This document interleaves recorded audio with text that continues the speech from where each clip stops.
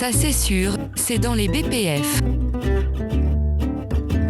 En plus, on s'est pris une pilule en inspection sur le sujet, il y a 5 ans. Mince, je trouve pas. Mais c'est sûr que ça y est.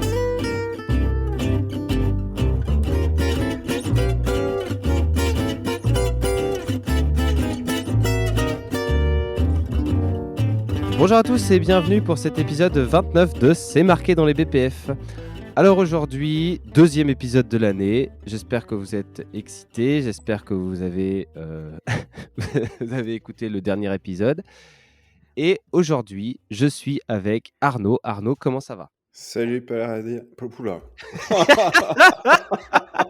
Oh là là. Le mauvais démarrage. Salut Paul Adrien.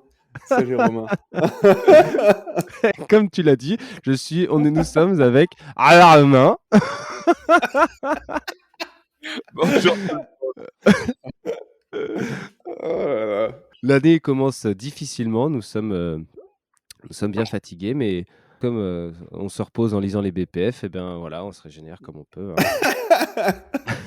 Les BPF nous régénèrent. Allez, on est parti. Romain, notre lecteur, on est donc dans matière en 5.27. Matière première, 5.27. La sélection, la qualification, l'approbation et le maintien des fournisseurs de matières premières, de même que l'achat et l'acceptation de ces dernières, doivent être documentés en tant que partie intégrante du système de qualité pharmaceutique.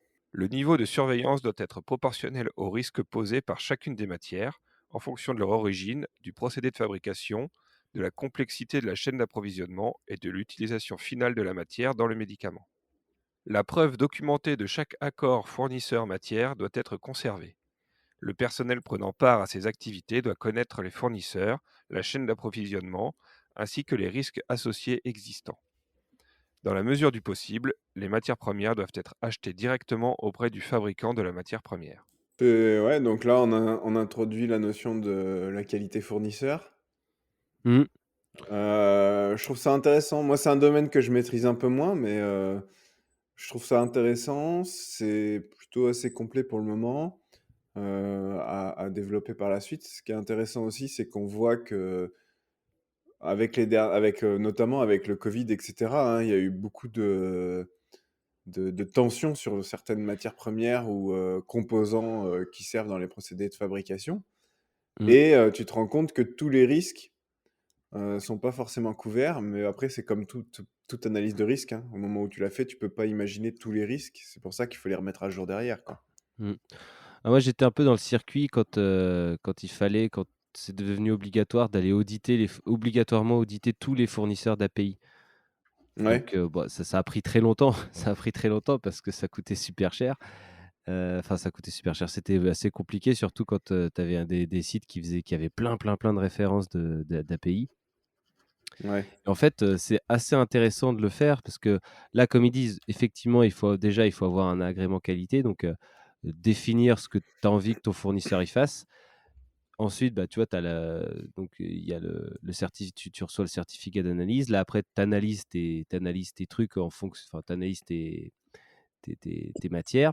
Après, ce qui est super intéressant ici, c'est qu'effectivement, il demande une espèce d'analyse de risque en fonction de du risque de la matière, quoi. Si c'est des matières qui sont compliquées à fabriquer, si c'est des matières qui sont risquées, etc. Donc, tu vois que tu peux mettre aussi plus ou moins d'efforts dans certaines matières. Après, c'est pareil aussi, il fallait pendant un moment, tu avais le droit de pas tout analyser. Et puis après, du coup, tu as eu l'obligation d'analyser 100% des contenants pour les API. Les exceptions, c'était racine de n. Tu avais une formule avec le droit d'analyser un certain nombre de contenants. Et après, les audits, alors ça, c'était trop fort parce qu'au final, quand tu vas, tu t'aperçois que les gars, ils font pas du tout ce qu'ils disent, enfin, qu'ils peuvent ne pas faire du tout ce qu'ils disaient. Et puis là, des fois, tu peux tomber de haut et comprendre plein de trucs, quoi. Et il y a une phrase qui est super intéressante là-dedans, c'est que les acteurs, c'est marqué où ? Le personnel prenant part à ces activités doivent connaître les fournisseurs, la chaîne d'approvisionnement. Et alors ça, du coup, c'est un truc super intéressant, c'est d'envoyer les mecs des opérationnels qualité en audit. C'est super chaud parce que du coup, déjà, il faut Ouais, ils sont pas un peu les dispo. former, ils sont pas dispo. Mais n'empêche que c'est des gars qui savent vraiment les problèmes qu'ils ont avec la matière. Tu sais, quand là, de temps en temps, on les reçoit toutes dures ou on les reçoit avec une granulométrie bizarre ou des machins comme ça. Et en fait, ils savent vraiment tous les problèmes qu'ils peuvent rencontrer avec cette matière et ils ont, grâce en plus au biais de négativité, c'est pas le biais de négativité, enfin bref, tu te rappelles toujours de la fois où tu as eu un problème avec la matière, quoi. Et Ouais. le fait d'aller voir comment c'est fait, d'aller voir les machines, etc., bah, c'est vraiment intéressant et super formateur pour les personnes du terrain, quoi. Après, ça c'est clair, mais bon, je pense que c'est extrêmement rare, voire inexistant, les sites où ils envoient la qualité opérationnelle faire les audits fournisseurs, quoi. Et pourtant, ça serait vachement intéressant. Effectivement, je suis assez d'accord. Puis moi, il y a une autre phrase sur laquelle je pense qu'il faut attirer l'attention. Avec le niveau de surveillance doit être proportionnel au risque posé par chacune des matières. Ça peut être l'ouverture à une usine à gaz, quoi. Et je pense qu'il faudrait. Je maîtrise pas le sujet, encore une fois, peut-être Paul-Adrien, tu me corrigeras, mais il faudrait avoir une démarche, un peu comme pour les déviations, en fait, une grille de cotation et avoir, allez, 3, 4 maximum catégories de matières avec une démarche différente pour chaque catégorie. Mais si tu fais une démarche différente pour chaque matière, waouh, bonjour l'usine à gaz, quoi. Finalement, c'est un peu, à mon avis, comme ça que ça se passe, hein, mais tu t'as de moins en moins de choix. Là, de ce que je me rappelle, tu as de moins en moins de choix sur ce que tu peux faire, quoi, hein. Pour tes API, en tout cas, tu analyses toujours tout. Tu les vas forcément auditer, tu as forcément un agrément qualité. Donc, au final, tu sais, après, tu dois avoir les excipients Mais ou... l'API, pour le coup, ça pose un risque important. Ouais. Mais tu peux avoir d'autres éléments qui posent peut-être moins de risques. Et tu vois, c'est avoir une démarche Ah, avec tu veux dire une après... grille, enfin, différentes cotations, mais il faut pas faire une approche différente par matière, mais plutôt avoir des catégories, quoi. Bah, après, de toute façon, on va arriver dans des précisions de mémoire. Là, ouais, c'est dans celle-là. De mémoire, du coup, les BPF, là, tu as substance active et tu as excipient après. Donc, on va avoir plus de détails dans les articles suivants. 5.28. Les exigences du fabricant en termes de qualité des matières premières doivent être discutées et convenues avec les fournisseurs. Les aspects pertinents de la production, des contrôles, y compris la manipulation, l'étiquetage, les exigences de conditionnement et de distribution, les réclamations, les procédures de rappel et de refus doivent être documentés dans un cahier des charges ou une spécification formelle. Donc ça, c'est ton QTA, quoi, enfin ton Quality Ouais. Agreement. Exactement. Après, il y avait un autre truc qui était marrant aussi, on n'a pas trop parlé, là, c'est le fait que tu dois plus acheter aux fabricants qu'à des fournisseurs. Ouais, ouais, alors, des fournisseurs intermédiaires, quoi. Ouais, parce que du coup, tu Mm. perds un peu, enfin, tu perds pas la traçabilité, mais tu perds des détails sur ce qui est arrivé, tu as plus de risques sur le stockage. Enfin... Puis après, par contre, ça doit être aussi pourquoi on a des fournisseurs comme ça, c'est parce que du coup, à mon avis, c'est plus facile de commander plein de trucs différents à des spécialistes qui agrègent plein de matières différentes, plutôt Mm. qu'avoir, tu sais, plein de personnes différentes. Après, est-ce que du coup, ça pourrait aussi être, tu sais, une espèce de parade pour dire, bah voilà, le fabricant, il est pas GMP. Du coup, on a un fournisseur qui, lui, il a une espèce de stockage GMP. Du coup, il est certifié. Est-ce que le fait de passer par un fournisseur comme ça permet de faire quelque chose dans ce genre-là? Je sais pas. Ouais, je sais pas trop. Faudrait qu'on interviewe un acheteur un jour, un acheteur Un acheteur de matière. Ouais, puisse carrément. un peu nous éclairer sur tout ça. Si vous êtes Ouais. acheteur et que vous voulez intervenir, n'hésitez pas. 5.29. Pour l'approbation et le suivi des fournisseurs de substances actives et d'excipients, les exigences sont les suivantes. Allez, là t'es parti pour un gros pavé. Substances actives. La traçabilité de la chaîne d'approvisionnement doit être établie et les risques associés des matières premières de départ des substances actives aux produits finis doivent être formellement évalués et régulièrement contrôlés. Des mesures appropriées doivent être mises en place afin de réduire les risques liés à la qualité de la substance active. Les enregistrements de la chaîne d'approvisionnement et de la traçabilité de chaque substance active, y compris les matières premières de départ de la substance active, doivent être disponibles et conservées par le fabricant ou l'importateur du médicament implanté dans l'EEE. C'est quoi le EE? Espace économique européen. Merci. Des audits doivent être conduits chez les fabricants et les distributeurs de substances actives afin de confirmer leur conformité aux exigences des bonnes pratiques de fabrication et des bonnes pratiques de distribution. L'établissement titulaire de l'autorisation de fabrication sera tenu de vérifier ladite conformité, soit par ses propres moyens, soit en faisant appel à une entité agissant pour son compte en vertu d'un contrat. En ce qui concerne les médicaments vétérinaires, les audits seront conduits sur la base d'une analyse de risque. C'est ce que tu voulais faire, Paul-Adrien? Ouais. Qu'on aille faire les audits fournisseurs à la place d'eux? Mais après, après ça, du coup, en y réfléchissant, tu sais, je trouve que c'est quand même un peu sale dans le sens où tu vas demander à un gars d'aller voir si, enfin, donc tu vas, là, il faut avoir une communication un peu irréprochable avec le gars qui va aller faire l'audit pour toi. Mm. C'est-à-dire qu'il faut bien lui faire comprendre, en gros, pas ton problème, mais il faut bien lui faire comprendre à quoi sert la matière, qu'est-ce que tu veux voir vraiment, parce que tu sais, il y a des trucs qui sont importants pour ton produit et qui sont pas forcément importants qui pourraient ne pas être importants pour d'autres personnes. Heu, Par exemple, je sais pas, la granulométrie ou ouais, voilà, si toi, ton produit, il te faut un produit, avec une granulométrie bien spécifique et que, bah, il y a d'autres clients qui utilisent aussi cette matière première qui en ont rien à foutre de la granulométrie, bah, qu'est-ce que l'auditeur, il va aller voir, quoi? Est-ce que du coup, il va aller voir les points spécifiques de tout le monde? C'est en fait, finalement, ouais, ce que tu voulais faire est en désaccord avec ce qu'on disait tout à l'heure, où vaudrait mieux que ce soit les opérationnels qui aillent voir, quoi. Ouais, voilà, ouais. Et en plus, après, tu sais, cet auditeur-là, finalement, lui, il est payé pour trouver un peu des écarts, quoi. Enfin, c'est-à-dire, est-ce que, ouais, non, en fait, au final, est-ce que du coup, ces gens-là, ils ont, souvent le: «Bon, bah, j'ai rien trouvé, c'est pas mal, voilà». Ou alors il va faire: «Bah, j'ai trouvé plein de trucs». Est-ce que ces gens-là, contribuent pas justement à la complexification générale de tout, quoi? Ouais, ouais, ouais, bien sûr, bien sûr.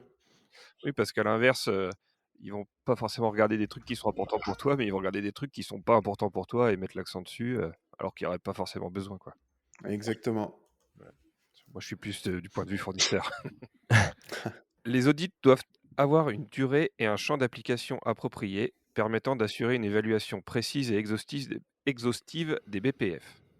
Les éventuels risques de contamination croisés par d'autres matières sur site doivent être pris en compte. Le rapport doit refléter tous les faits et observations de l'audit et identifier précisément toute non-conformité. Toute action corrective ou préventive requise doivent être mises en œuvre. Les audits complémentaires peuvent être conduits à des intervalles définis selon le processus de gestion du risque qualité, afin d'assurer le maintien des normes et l'utilisation continue de la chaîne d'approvisionnement approuvée. Je sais pas trop ce que ça nous apprend là, en fait. Ah si, ça t'apprend qu'en gros, il faut que tu ailles voir et que tout ce que tu trouves qui te va pas, bah, il faut que tu leur dises, bah, faut que vous fassiez des actions pour le corriger, il faut que tu suives les actions et que tu vérifies que les actions, elles ont bien été implémentées. Ouais, oui, oui. Le paragraphe suivant, c'est que, tu dois aller voir, tu dois aller revoir si c'est bien fait et peut-être même aller voir un peu plus loin, si jamais, c'est risqué, quoi. Mm. Ah, tu as vu quand même ici, ils disent qu'il faut que tu aies une connaissance de l'ensemble de la chaîne de fabrication et du coup que tu aies conscience des risques. C'est-à-dire que si tu sais qu'il y a un précurseur qui est un peu chaud, dans le processus, il faut que tu sois au courant et que tu te prémunisses un peu de ça, quoi. Ouais, et puis il parle pas que de la chaîne de fabrication, il parle quand même de la chaîne d'approvisionnement. Et dans la chaîne d'approvisionnement, tu as aussi tout l'aspect logistique, quoi. Mmh. Ouais, tu as le Et là, transport et machin. et le transport, et souvent le transport, bah, c'est quoi? C'est un autre sous-traitant. Tu vois, enfin, tu rentres quand même dans des trucs ultra. En fait, ok, le paragraphe il est un peu long, mais derrière ça, il se cache un truc de malade, quoi. Mmh. Bah, j'ai prévu un épisode de de Good Manufacturing Podcast avec un gars qui est spécialisé dans l'apport-export d'API. Mm. Ouais, non, mais c'est clair. Mais c'est un truc de malade quand même, hein, quand tu y penses. Mais en Ouais, même temps, oui, c'est un truc de malade, et en même temps, c'est pour nous habitués, hein, d'aller sur les sites, c'est évident, et c'est des choses qui sont quand même en place. Alors, il y a sûrement des optimisations à faire, mais c'est quand même vachement contrôlé, quoi, tout ça, hein.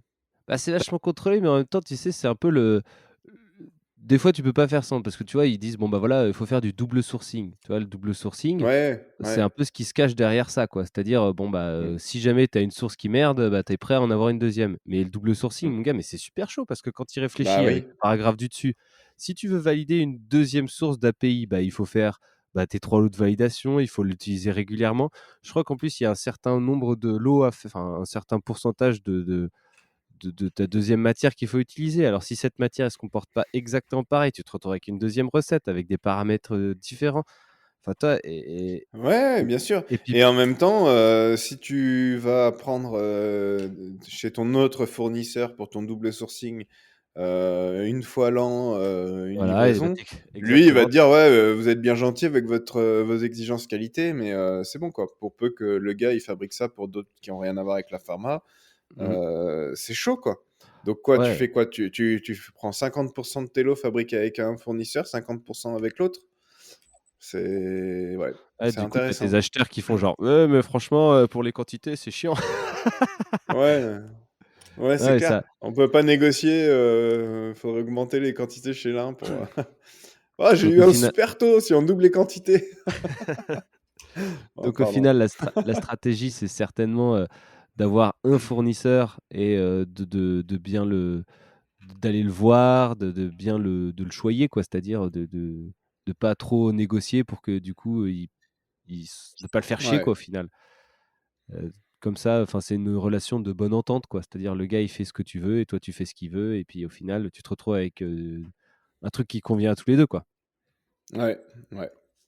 Surtout si tu fais des petites quantités, quoi. Après, bon, c'est vrai que si tu es, Sanofi avec, du paracétamol, à mon avis, bon, bah, là, tu peux te permettre d'avoir une, 2, 3 sources, quoi. Oui, oui, oui, oui. Et encore que, apparemment. Oh ça oh ça dénonce.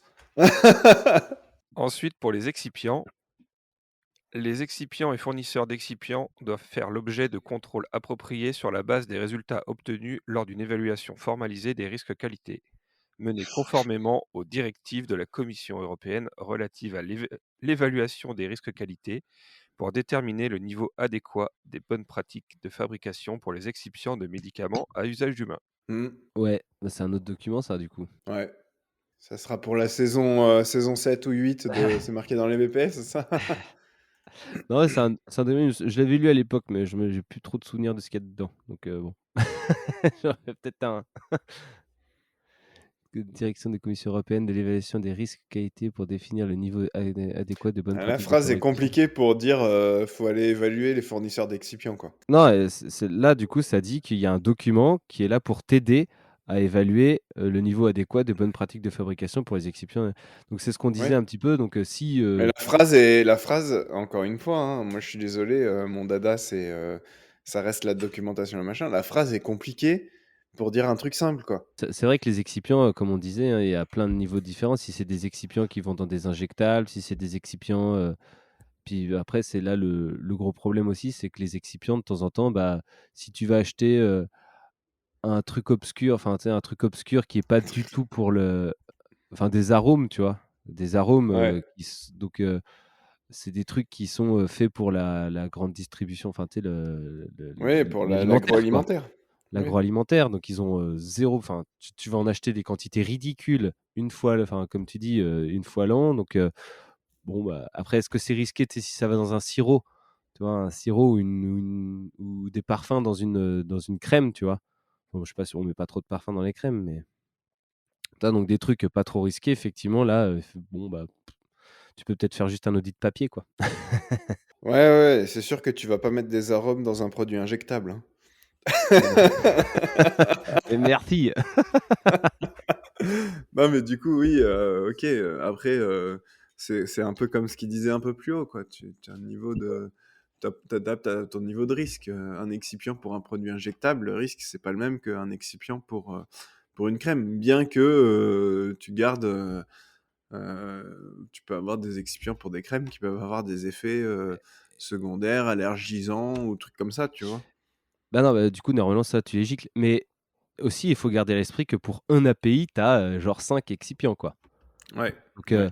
Après, tu as une espèce d'histoire de volume qui fait quand même pas mal chier, quoi. Enfin, c'est-à-dire, tu peux pas te permettre d'aller envoyer un mec. Enfin, si tu imagines le boulot, déjà, il y a déjà probablement un ou deux mecs dans chaque site qui sont payés pour aller voir tous leurs. Enfin, ou dans les groupes, sont payés pour aller voir tous les fournisseurs d'API. Alors, si tu commences à faire ça pour. Mais je crois que dans les grands groupes, il doit y avoir des gars qui doivent Ouais, être payés pour aller voir les excipients. ouais, et puis là, on parle de l'API, on parle des excipients, puis après, tu rajoutes aussi tous les consommables. Tu as besoin de poches de 200 litres pour faire des produits, machin, bah, c'est pareil, ce fournisseur-là. Ou après, au-delà des consommables. Alors oui, tu vas pas faire ça sur tous tes consommables, mais tu as des consommables critiques. Puis après, Mm. tu vas avoir les articles de conditionnement. Enfin, la liste de fournisseurs, elle devient assez vite longue comme le bras, hein, Mm. et ça occupe juste la partie audit peut occuper une, deux ou trois personnes à plein temps sur toute l'année, quoi, hein, qui va voyager partout dans le monde, quoi. Ouais. Donc voilà.